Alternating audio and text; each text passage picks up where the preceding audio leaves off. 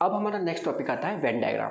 अब Venn diagram basically क्या होता है कि हमारे जो ऑपरेशंस ऑफ सेट्स थे उनको हम रिप्रेजेंट करते हैं डायग्राम के साथ। देखते हैं कैसे। सबसे पहले अगर हम देखते हैं, हमारे पास सबसे पहला जो क्वेश्चन आता है वो आता है A union B. A union B का हम वेन डायग्राम कैसे बनाएंगे, चलिए देखते हैं। ए यूनियन बी मतलब वो सारे एलिमेंट्स जो ए में भी हो और बी में भी हो। तो उसको मैंने कैसे बनाया, देखिए, वो सारे एलिमेंट्स जो ए में भी हो एंड बी में भी हो। This is the representation of A union B in Venn diagram. ठीक है, नेक्स्ट हम समझते हैं अगला वाला। तो जो नेक्स्ट है उसमें हम लोग को बोला है ए इंटरसेक्शन बी। तो ए इंटरसेक्शन बी का मतलब होता है जो ए और बी दोनों में क्या हो, कॉमन हो। चलिए देखते हैं यहाँ पे ए और बी में कॉमन कहाँ आ रहा है। ठीक है, तो अगर हम देखें वेन डायग्राम में, तो ए और बी में जो कॉमन पोर्शन आ रहा है वो आ रहा है ये वाला पोर्शन। देखिए, this portion is common in both A and B. तो ये this is the representation of A intersection B in Venn diagram. ठीक है, अब हम आगे बढ़ते हैं। नेक्स्ट हमारा आता है ए यूनियन बी का होल डैश, मतलब ए यूनियन बी का कॉम्प्लीमेंट। ठीक है, समझते हैं इसका मतलब क्या है।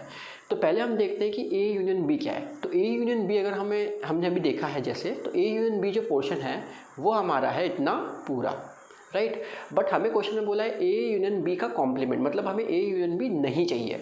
ये नहीं चाहिए मतलब क्या चाहिए, इसके अलावा बाकी पार्ट चाहिए। तो देखिए, तो हमारा फाइनल जो डायग्राम बनेगा वो किस तरीके से बनेगा। वेन डायग्राम में शेडिंग कहाँ से होगी, ये होगी। जो ए यूनियन बी वाला पोर्शन है उतने को आप हटा दीजिए एंड जो रिमेनिंग पोर्शन बचेगा that is your A union B का कॉम्प्लीमेंट। होप आपको समझ में आ रहा होगा।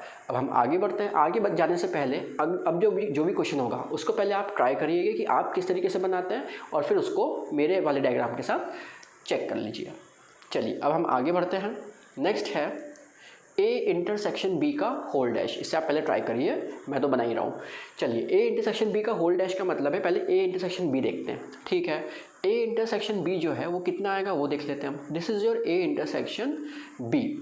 बट हमें बोला है कि ए इंटरसेक्शन बी नहीं चाहिए। नहीं चाहिए का मतलब इतना पोर्शन हटा के बाकी सबको क्या करना है, शेडिंग करना है। ठीक है, तो इतना हटा के मैं क्या कर दूंगा, सबको देखिए मैंने पूरा क्या कर दिया, शेडिंग कर दिया, लेकिन उस पोर्शन को शेड नहीं किया। ये देखिए, this is my A intersection B का होल कॉम्प्लीमेंट।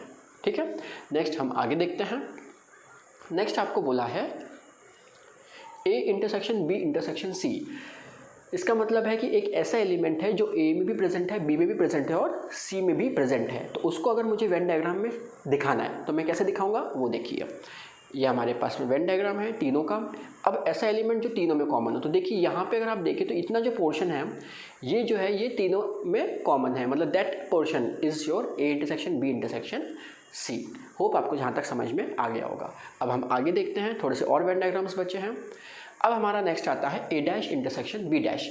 तो अगर हम ए डैश इंटरसेक्शन बी डैश की बात करें तो इसका मतलब हो गया कि मुझे ऐसा पोर्शन चाहिए जो जिसमें ए भी ना हो एंड इंटरसेक्शन मतलब होता है एंड कॉमन, बी भी ना हो, राइट। तो सबसे पहले हम देखते हैं कि अगर हम ऐसे पोर्शन को देखते हैं जहाँ पे ए भी ना हो एंड बी भी ना हो, तो वो पोर्शन कौन सा हो जाएगा वो देख लेते हैं हम। देखिए, अगर ए भी ना हो तो ए भी ना हो तो इसका मतलब क्या हुआ, यहाँ तक तो क्लियर ही है।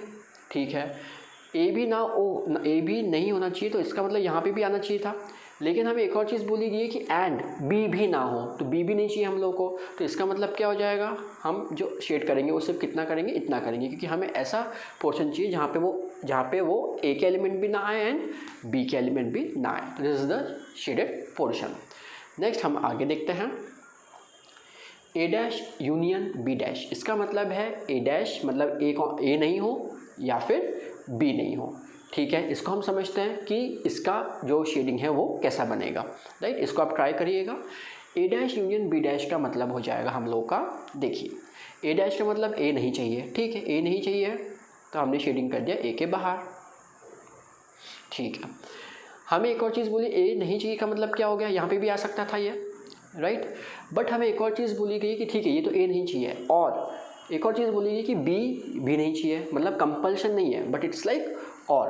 तो इसको हम एक तरीके से जो रिप्रेजेंट करेंगे वो रिप्रेजेंट करेंगे कि जो इंटरसेक्शन है उसको हटा दो। आप देखिए किस तरीके से, ये हमारा हो जाएगा फाइनल शेडिंग। ये देखिए इंटरसेक्शन वाला पोर्शन आप हटा दीजिए, राइट। मतलब हमें ऐसा पोर्शन चाहिए जहाँ पे या तो ए ना हो या तो बी ना हो, लेकिन अगर दोनों आ रहे हो तो वो हमारा जो सोल्यूशन है वो हमें नहीं चाहिए, है ना।